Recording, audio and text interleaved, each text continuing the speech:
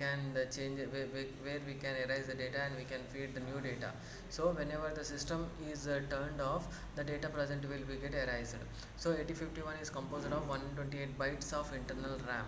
So this 128 bytes of internal RAM got divided into 32 working registers. Again this 32 working registers got divided into 4 registers: bank 0, bank 4, bank 2 and bank 3. While we are discussing about the memory organization of 8051, we'll focus on these different banks. For now, in the case of architecture, this knowledge is enough for us. Now another important component here, we are having the serial ports. When we talk about the serial ports, here we are having a SBUF, serial port data buffer, holds the data. This pin is used for holding the data. SCON, what we are having, serial control register, it manages the data communication. PCON, that is nothing but power control register, it manages the data transfer rate. Now it having, and this microcontroller serial port also having two established serial networks, that is the RxD and another one is the TxD. RxD, which is nothing but to receive the data, TxD, which is nothing but to transmit the data.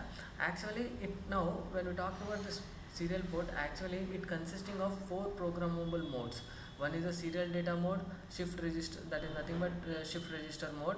Another one is serial data mode 1, serial data mode 0, which is used for shift register mode. Serial data mode 1, that is nothing but standard mode, UART.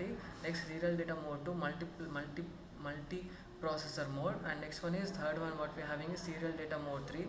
Later we will discuss in depth about this different types of programmable modes. This is about the serial port what we are having. Now this is about the serial port what we are having. So till now what we have discussed is nothing but the architecture of 8051. Here these are the things whatever I have mentioned in detail about the each and every component. Just now whatever I have discussed. So for now I will stop here. In the next section I will discuss about the memory organization of 8051. Just thank you everyone.